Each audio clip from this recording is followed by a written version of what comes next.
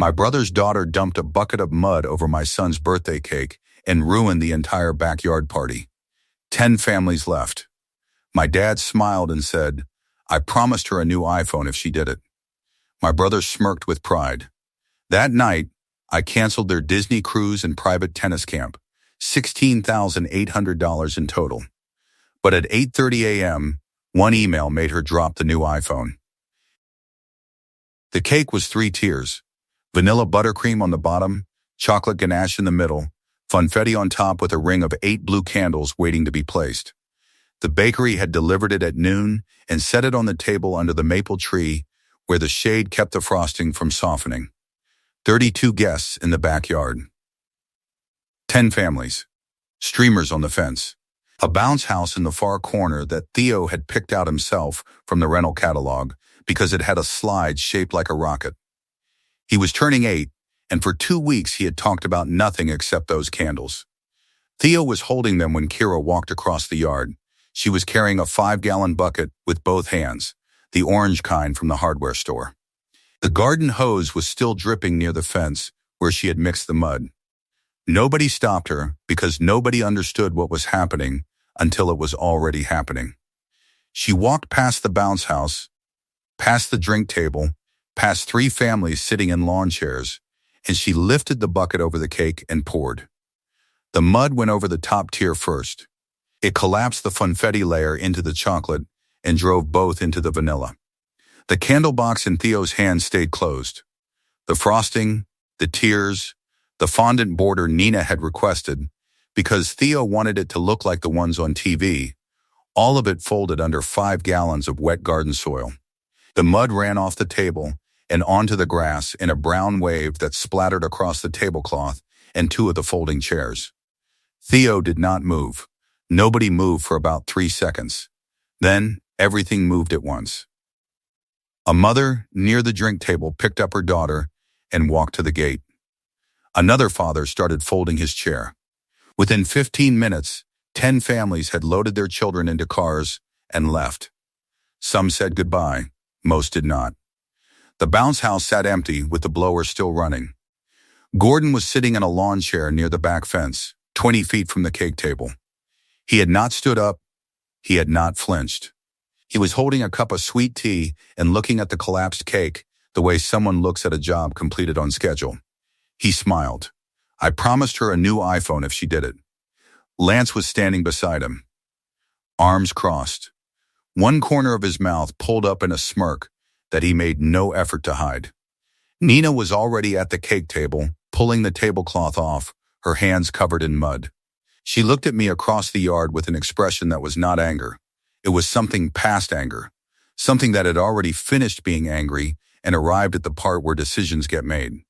Theo set the box of candles down on the arm of the nearest chair.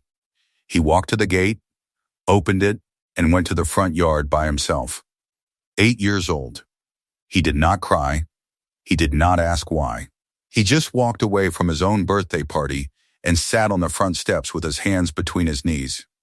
That image, the candles on the chair arm, the empty bounce house, my son on the front steps. That image is the reason everything that followed happened the way it did. To understand what I canceled that night, you need to understand what Keith Adair had been paying for. The tennis academy came first. Kira had started playing at 9, showing enough talent that Lance enrolled her in a local rec league. Within 6 months, the coach recommended Meridian Tennis Academy, a private junior development program 40 minutes from their house. The tuition was $9,800 per year. Lance earned $47,000 as an assistant manager at a building supply store. Pam worked part-time at a dental office. The math did not work. Gordon called me on a Sunday afternoon. He said Kira had a real shot. He said Lance could not swing it. He said the girl deserved a chance. Then he said, "You are doing well. You can make this happen without even feeling it." The payment went through as an anonymous family scholarship. The Academy's billing office processed it under a sponsorship code. Kira's acceptance letter made no mention of who was paying. She believed she had earned a merit-based spot. Lance believed the same. Pam had no idea the money existed. Only Gordon knew, because Gordon had asked for it. 2 years of tuition. $19,600 total. Coming from my account. Going to an 11-year-old girl who 13 months later would walk across my backyard with a bucket of mud and pour it over my son's birthday cake because her grandfather promised her a phone. Then the Disney cruise. 3 months before the party, I booked a 7-day trip for Lance's family. Departure from Port Canaveral. 2 cabins. $7,000 total.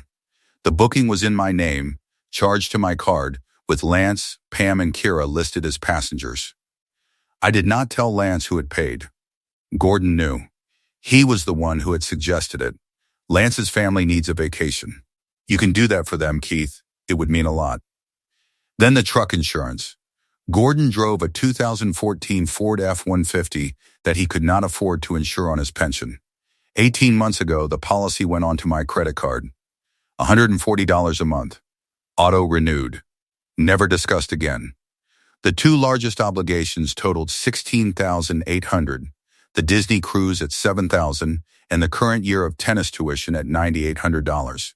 The truck insurance was a separate cost, $140 a month, $1,680 per year, bringing the full annual exposure even higher. None of it counted the 2 prior years of tennis tuition already paid, and every dollar of it had been requested through Gordon. Gordon was the funnel. Gordon made the ask. Gordon framed every request as something Keith could afford without feeling it. And Keith, every single time, said yes. Until 2 months ago, when Gordon asked Keith to co-sign a $40,000 business loan for Lance. Keith said no. That refusal is the reason the mud hit the cake. But that part comes later. That night, at 11:40, Nina was sitting on the edge of our bed. The house was quiet. Theo had gone to sleep without asking for a story, which was the first time that had happened since he was 5. His bedroom door was closed. The box of birthday candles was on the kitchen counter where I had put it after finding it on the chair arm in the empty backyard. Nina looked at me and said, "What are you going to do?" The laptop was already open on the dresser. The cruise booking confirmation was on the screen. 7-day Disney cruise, Port Canaveral. 2 cabins. Lance Adair, Pam Adair, Kira Adair listed as passengers. Booked by Keith Adair, paid by Keith Adair, $7,000. They do not know I paid for this, I said. Nina looked at the screen, then at me. They thought it was a church raffle or something? Gordon told them a family friend had gifted it. He never said my name. She was quiet for a moment, then she said, "Cancel it." The cancellation went through at 11:58 p.m. Full refund to the original card, $7,000 back in the account by morning. The confirmation email went to my inbox only because my email was the only one on the booking. Lance would not find out until the cruise line sent its standard pre-departure communications and found no active reservation. I almost closed the laptop after that. What stopped me was not the money. It was the image of Theo on the front steps, hands between his knees, not crying. 8 years old and already learning to leave quietly when the people who were supposed to love him chose not to. That image would not let the laptop close. It would not let the screen go dark. The Tennis Academy website loaded in 2 clicks. Meridian Tennis Academy. Sponsorship portal. Account login. Kira Adair. Enrolled. Tuition status. Paid in full sponsor code. AdairFam. That account stayed open on the screen all night. The cancellation would wait until morning. Because I wanted to be sure. And by morning, I was. If you are watching this on Betrayal Unfolded and someone in your family has used a child as a weapon against another child, this story is for you. Because the cruise was only the first thing I canceled. And what came next made the cruise look like a rounding error. The morning after the party, I walked the backyard. The bounce house had been deflated and folded against the fence. The mud stain on the grass where the cake table had stood was still dark and wet. Streamers hung limp from the fence posts. Paper plates in the trash bag Nina had tied off at midnight. And in the grass, 6 feet from where the table had been, the box of birthday candles. 8 blue candles in a clear plastic case, dropped by Theo on his way to the front steps. Still sealed. Never placed. Never lit. The candles went into the kitchen junk drawer. They would come out again later, but not yet. At 8:15 that morning, the tennis academy sponsorship was canceled. The process took 4 minutes. Sponsorship portal. Account login. Sponsor code, ADAREFAM. Status, active. One button, withdraw sponsorship. A confirmation prompt. This action will withdraw sponsorship funding. The student's family will be notified within 24 hours and given 14 days to arrange replacement tuition before enrollment is terminated. One click. Done. Kira's sponsorship at Meridian Tennis Academy was gone. The $9,800 annual tuition that had been coming from my account for 2 years was withdrawn. Her family now had 14 days to fund the tuition themselves or lose the spot she believed she had earned on talent. I had already funded 2 completed years at $9,800 each. The third-year sponsorship was active but refundable before the Academy's enrollment deadline. The Academy's automated notification system would send an email to the family contact address within 24 hours. That email would arrive the next morning at 8:30 a.m. on the new iPhone Gordon had bought her. But before that email landed, there was a conversation to have, and it required driving to Gordon's house. What I learned on that drive changed the shape of everything. Nina had spent the morning on the phone with Pam, Lance's wife. Pam had not been at the party. She had been working a Saturday shift at the dental office. She did not know about the mud until Nina called. But this was not the first time Pam had reached out with concerns. 3 weeks before the party, Pam had texted Nina asking if something had happened between Keith and Gordon. "Gordon's been different lately," the text said. Tense. Lance won't tell me why. Nina had dismissed it at the time. Now the text made sense. On the call, Pam said something Nina relayed to me word for word. "Gordon has been angry since you turned down the loan. He told Lance that you needed to be reminded who you owe. He said it at dinner 3 weeks ago. He said it in front of Kira." The $40,000 business loan. 2 months ago, Gordon had called me on a Thursday evening. The tone was the Sunday call tone, the one that always meant money, except it was a Thursday and the amount was larger than anything he had ever asked for. Lance wanted to open a landscaping company. He had found used equipment at an auction. He needed $40,000 in startup capital. His credit score was 512. No bank would approve him without a cosigner. Gordon asked me to cosign. I said no. Not because the money was the issue. Not because I did not want Lance to succeed. Because Lance had defaulted on a car loan I had co-signed 4 years earlier. A $22,000 balance on a truck he stopped making payments on after 7 months. The loan went to collections. The collections agency called me because my name was on the note. The $22,000 sat on my credit report for 7 months, during which time Nina and I were denied a refinance on our mortgage because my debt-to-income ratio had been destroyed by a truck my brother was still driving while I was paying for it. I paid off the balance myself to clear the account. $22,000 out of savings. Lance never mentioned it again. So when Gordon called about the $40,000, I said, I co-signed once. Lance defaulted. My credit took the hit. I paid $22,000 to clean it up. I will not do it again. Gordon hung up without saying goodbye. 2 months later, my son had mud on his birthday cake. The mud was not about the cake. It was not about Theo. It was not about Kira thinking it would be funny.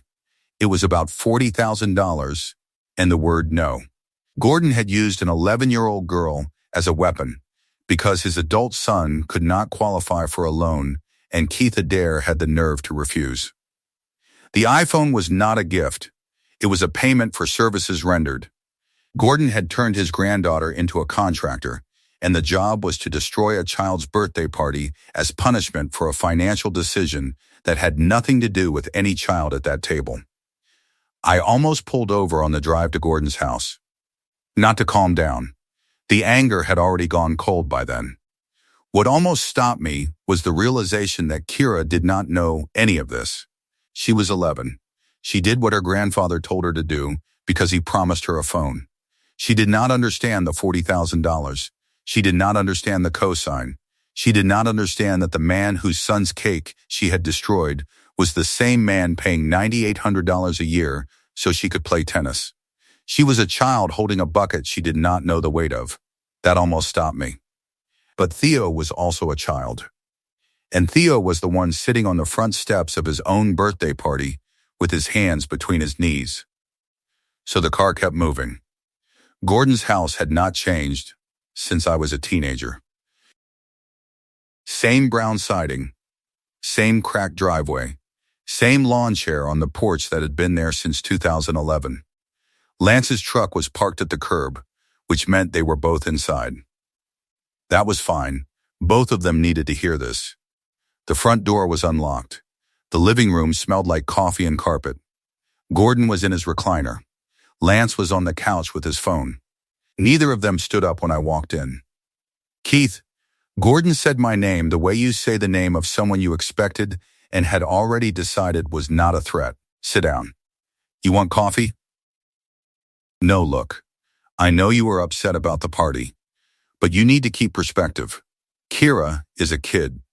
Kids do stupid things. You had the same energy when you were her age. Kira did not do a stupid thing. Kira did what you paid her to do. You promised an 11-year-old girl a new iPhone if she poured mud on an 8-year-old's birthday cake. You planned it. You coached her on the timing. You told her to wait until the candles were about to go on. Pam told Nina everything. Gordon's jaw tightened. Lance put his phone down. "That cake cost what, $400? Gordon said. "For an 8-year-old? Your kid does not need a 3-tier cake. He needs to learn that the world does not revolve around his little gifted brain." Kira did him a favor. She showed him what happens when people think they are better than everyone else. "Is that what you think this is about? A cake?" Lance leaned forward. His voice dropped to the same whisper he had used at the party, except this time there was no crowd to keep it below. "You should have co-signed the loan, Keith. You had the money and you said no. $40,000. You make that in 3 months. And you looked at Dad and said no. So yeah, your kid got mud on his cake. Think about that next time someone in this family asks for help and you decide your credit score matters more than your brother." The room was quiet for a moment. "Let me tell you what I have been paying for," I said, "and then we are going to see how the math works." Gordon shifted in his recliner. Lance sat back. "Kira's enrollment at Meridian Tennis Academy, $9,800 per year. 2 years, $19,600 total. Paid by me through an anonymous family sponsorship. Kira does not know. Lance does not know. Pam does not know. Gordon knows, because Gordon is the one who asked me to pay it." Lance looked at Gordon. Gordon did not look back. The Disney cruise, 7-day trip from Port Canaveral. 2 cabins, $7,000. Booked in my name, charged to my card, passengers listed as Lance, Pam, and Kira Adair. Lance did not know who paid. Pam did not know who paid. Gordon knew, because Gordon is the one who suggested it. Lance's mouth opened. Nothing came out. "Your truck insurance, Dad, $140 a month, 18 months, $2,520 total, on my credit card. Auto renewed, never discussed." Gordon's hands went to the armrests of his recliner. "The car loan I co-signed for Lance 4 years ago, $22,000. Defaulted, went to collections. Sat on my credit report for 7 months. I paid it off myself. That is why I said no to the $40,000. Not because I do not have the money. Because the last time I put my name on something for Lance, I was the one who paid for it." Lance was staring at the carpet. Total amount canceled, $16,800. The cruise and the tennis. That is what the mud cost your family. The truck insurance is separate, and that comes off my card this week too. Not counting the 2 prior years of tuition. Not counting the car loan. Not counting every Sunday call from Gordon asking if I could make something happen for Lance, without Lance ever knowing where the money came from. I looked at Gordon. "You told Kira to pour mud on my son's birthday cake because I would not co-sign a loan. You turned your granddaughter into a weapon because your adult son could not qualify for credit on his own. And you did it knowing that the man whose child you were punishing was the same man paying for your granddaughter's tennis, your son's vacation, and your truck insurance. Gordon said nothing. It was just mud, Lance said. His voice had changed. Smaller now. Testing, the kid will forget about it by next week. My son has not spoken about his birthday since it happened. He went to sleep without asking for a story. He has not mentioned either of your names. Kira is 11, Gordon said. She did not know what she was doing. You cannot hold a child responsible for this. She knew. You coached her. You promised her a phone. She carried that bucket across 32 people and poured it with both hands. That is not a child making a mistake. That is a child following instructions from an adult who paid her to do it. Lance shifted forward. I will buy him a new cake. A better one. We will do the whole party again. Bounce house, guests, everything. Next Saturday. There is nothing to redo. The cruise is already canceled. $7,000, refunded to my account last night. The tennis sponsorship has been withdrawn. Kira's enrollment at Meridian is terminated as of this morning. The truck insurance comes off my card this week. You cannot take away Kira's tennis. Gordon's voice cracked for the first time. She is a child, Keith. You are punishing a child for what I did. You punished my child for what I did not do. The room went still. The cake cost $400. Your lesson now costs $9,800. Kira has 14 days to keep her spot. This time, her own parents can pay for it. Gordon's hands tightened on the armrests. His face lost color in a slow drain from his forehead to his jaw. Lance was leaning forward, with his elbows on his knees, staring at the floor between his feet. Neither of them spoke. If you are watching this on Betrayal Unfolded, this is the part where most people would walk out. And that is exactly what happened. But not before the last piece landed. One more thing, I said from the doorway. The Academy sends an automated email when a sponsorship is withdrawn. That email goes to the family contact address. It will arrive tomorrow morning. On the iPhone you bought her, Dad, Gordon looked up. She is going to find out who paid for her tennis. And she is going to find out on the same phone you used to bribe her. The door closed behind me. The drive home took 12 minutes. The car was quiet the entire way. At 8:30 the next morning, the email arrived. From Meridian Tennis Academy. Enrollment services to contact address on file for Kira Adair subject. Enrollment status update sponsorship withdrawal. The body of the email was 3 paragraphs. The first confirmed that the family sponsorship funding Kira's enrollment had been withdrawn by the sponsor. The second stated that without alternative payment arrangements within 14 days, Kira's enrollment would be permanently terminated. The third paragraph, the one that mattered, identified the nature of the sponsorship. Your enrollment at Meridian Tennis Academy has been funded since September 2024 by a family sponsorship under sponsor code ADAIRFAM. The sponsoring party has requested full withdrawal effective immediately. Pam described what happened next to Nina later that week. Nina told me exactly how the morning went. Kira was sitting at the kitchen table in Lance's house. The new iPhone was in her hand. She had been looking at the case Gordon had bought for it, a teal silicone case with her initials on the back. The email notification dropped from the top of the screen. She opened it. She read it once. Then she read it again. Then she set the phone face down on the table. Not a throw, not a slam. She set it down the way someone sets down something they no longer want to be holding. She looked at Lance, who was standing at the counter pouring cereal. Dad, who is Adair fam? Lance did not answer. He stood at the counter with the cereal box in his hand and his back to his daughter, and he did not answer because he did not have an answer. He had not known. He had believed, the way Kira had believed, that his daughter's talent had put her in that academy. And now a 3-paragraph email on a phone purchased with mud money had told both of them the truth. Kira looked at the phone on the table. She looked at the teal case with her initials. She looked at the email subject line still visible on the lock screen. She left the phone on the table and walked to her room. She did not close the door. She sat on the edge of her bed and put her hands in her lap. The same posture, the same stillness, the same quiet that Theo had carried to the front steps of his own birthday party 2 days earlier. 11 years old, and she was learning the same lesson my son had learned at 8, that the adults in her life had used her, and the cost was hers to carry. The cruise cancellation hit Lance's inbox 3 days later. The cruise line sent a standard pre-departure notification to all listed passengers. The system found no active reservation. An automated message went to Lance, Pam, and the email Gordon had provided when he told them about the family friend's gift. The subject line read, "Your reservation has been canceled by the booking party. Refund processed to original payment method." Pam had already bought new luggage. 2 matching suitcases, a carry-on for Kira, and a set of packing cubes she had ordered from Amazon the week before the birthday party.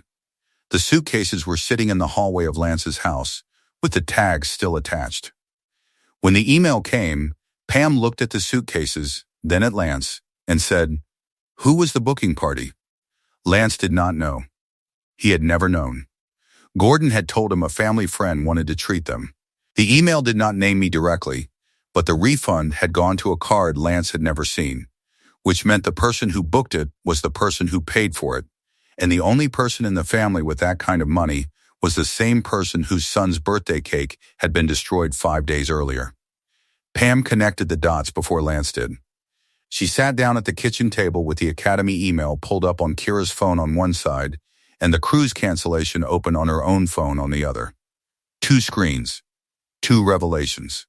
The tennis academy her daughter had attended for 2 years, the one Pam had bragged about at work and at the dental office Christmas party, and in every conversation about Kira's future, had been funded by the same brother-in-law whose party her daughter had sabotaged on her father-in-law's instructions. And the vacation she had spent 3 months looking forward to, the one she had bought new luggage for and requested time off for and pinned a countdown calendar to the refrigerator for, had been booked and paid for by that same brother-in-law. Both gone, both canceled, both earned. "What else?" Pam said. Her voice was the quietest thing in the room. "What else is Keith paying for that I do not know about?" Lance could not answer that question, because the answer was the truck insurance, and the car loan before that, and every Sunday phone call Gordon had made to Keith asking him to make something happen, without telling Lance where the something came from. The full list was longer than Lance had ever been willing to look at, and now Pam was asking him to read it out loud in his own kitchen. Pam did not raise her voice. She did not leave the house. She did something that cut deeper than either of those. She called me. The call lasted 11 minutes. She asked direct questions and I gave direct answers. Every dollar, every payment, every request that had come through Gordon, the tennis tuition, the cruise, the truck insurance, the car loan, the furnace repair from 8 years ago, the dental bill, the credit card balance, all of it. When the call ended, Pam knew the full architecture of the financial system that had been supporting her family without her knowledge or consent. She also knew that her father-in-law had paid her daughter to sabotage the birthday party of the man who had been holding that entire system together. She was quiet for a long time before she spoke again. Then she said, "How much total?" "Over the past 2 years of active recurring payments, $16,800 in the current cycle, including older, one-time requests, over $40,000. "Keith, I did not know." "I know you did not." She thanked me for telling her. Then she hung up and did not call back. What happened inside that house after the phone call was relayed to me weeks later through Nina, who had stayed in contact with Pam. The conversation between Pam and Lance lasted over an hour. By the end of it, Pam had moved the new luggage from the hallway into the garage. She told Lance that the suitcases would stay there until she understood exactly how much of their life had been built on his sister's money and his father's lies. Lance slept on the couch that night.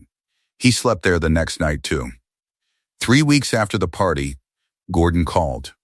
His voice was different from any version I had heard before. Not angry. Not calculating. Not the Sunday call voice that always preceded a request. This one was thin and careful, like a man reading from a medical chart he had written himself. Keith, I need to talk to you about something serious. I have been having chest pains. Since the dinner at my house. Sharp ones, right side, comes and goes. Some mornings I wake up and my arm feels numb. The doctor wants to run a full cardiac panel, but the copay is $300, and my insurance does not cover the blood work. He paused. The pause was designed to create space for me to offer. That is how every Gordon pause works. The silence is not reflection. It is an open hand. I am not calling about money, he said, which is what Gordon says when he is calling about money. I am calling because if something happens to me, I want you to know that you caused it. You tore this family apart over a birthday cake. Your brother cannot sleep. Pam will not speak to him.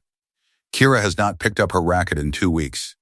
And the stress of watching my family fall apart because you could not handle a little mud on some frosting is sitting right here in my chest. He waited again.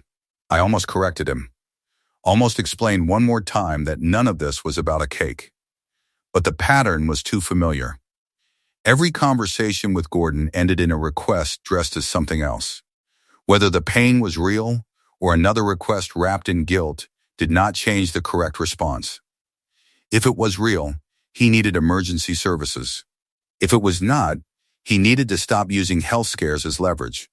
Either way, my answer was the same. Call an ambulance, Dad, not me. I am not your emergency contact anymore. Silence on the line. And do not call this number again about money. Not about copays. Not about insurance. Not about loans. Not about vacations. Not about tennis. Not about truck premiums. This number is closed for requests. Permanently, you used my money, my name, and my niece to punish my son. Because I would not co-sign a loan your adult son could not qualify for on his own. That is the last thing that happened between us. There is nothing after it. The call ended. Nina was in the doorway. She had heard the last part. She did not ask what Gordon had said. She walked to the pantry, took out a box of cake mix, and set it on the counter. Vanilla, the same flavor as the bottom tier of the cake Kira had destroyed. Theo's birthday is not over yet, she said. 30 days after the party, the kitchen smelled like vanilla. Nina had baked a single-layer sheet cake in a 9x13 pan. No fondant, no 3 tiers, no bakery delivery, no 32 guests. Just a cake cooling on a wire rack on the counter, while Theo sat at the kitchen table doing homework and waiting without knowing what he was waiting for. The oven timer had gone off 10 minutes ago, and the kitchen was warm in the way kitchens get when something has been baking for 45 minutes and the window is still closed. When the frosting was done, Nina set the cake in front of him. No writing on it, no decorations, no themed napkins, just smooth white buttercream on a sheet cake that smelled like Saturday afternoon. Theo looked at it for a moment. He looked at Nina, then at me. Then, without being told, he went to the junk drawer. He pulled out the box of birthday candles. The same box. 8 blue candles in a clear plastic case. The ones he had been holding in the backyard a month ago when Kira walked across the grass with the bucket. He opened the case and placed them in the cake himself, one by one, pressing each one into the frosting with the careful precision of a kid who understood that these candles had been waiting for a month to be used. Nina struck a match. The 8 flames held steady in the still kitchen air. The light reflected off the counter and the window and the refrigerator door. Theo looked at me, then at Nina, then at the candles. Do I get a wish? You get a wish. He closed his eyes. He took a breath. He blew. All 8 went out in a single breath. A thin line of smoke rose from each wick and disappeared. No bounce house, no 32 guests, no streamers on the fence, no 3-tier anything. Just a family in a kitchen with a sheet cake and 8 candles and a wish that belonged to nobody else. Gordon, as of that week, had not called since the chest pain conversation. His truck insurance had lapsed 14 days after the payment was removed from my card. The notice from the insurer sat on his kitchen counter next to a coffee mug and a stack of bills that had started to accumulate in a way they never had before. The $140 monthly payment was now his to figure out on a pension that barely covered groceries and gas. Lance had not spoken to Gordon in 10 days. The last conversation between them had ended with Lance saying, "You told me Keith was just being generous.